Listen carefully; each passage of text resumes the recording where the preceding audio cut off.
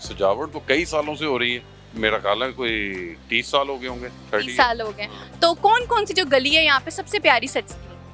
गलियां तो ये सारे ही बहुत मेहनत करते हैं, सारे सजाते हैं। पूरा बाजार देखें आप, कृष्ण नगर बाजार देखें, सब लोग बड़ी अकीदत के साथ इसको मना रहे हैं और कर रहे हैं। अच्छा सर, ये जो प्रोसीजर है ये सारा, ये चंदे के साथ होता है सारा? हाँ जी, इसमें चंदा जो अपनी मर्जी से जितना दे सकता है, दुकानदार हैं ये सारे कंट्रीब्यूशन करते हैं, आवाम कंट्रीब्यूशन करती है, गलियों में लोग खुद से दिल खोल के चंदा देते हैं और वो कहते हैं जी ये करें, क्योंकि हर शख्स की ख्वाहिश है कि हम ये करें। अच्छा सर, जैसे कि गलियां तो सज जाती हैं, तो सबील, लंगर, न्याजों का भी सिलसिला होता है? न्याजों का भी सिलसिला होता है और सबसे बेहतर ही वो है जिसमें गरीब लोग भी खाएं, तो वो तो सबसे बेहतर है और उसका तो एहतमाम बहुत ज़्यादा होता है। बहुत ज़्यादा लोग जो उनसे ना गलियों में भी, बाज़ारों में भी, आप जितने भी पकवान देख लें, दुकानदार देख लें, तो उनके पास ऑर्डर ही ऑर्डर हैं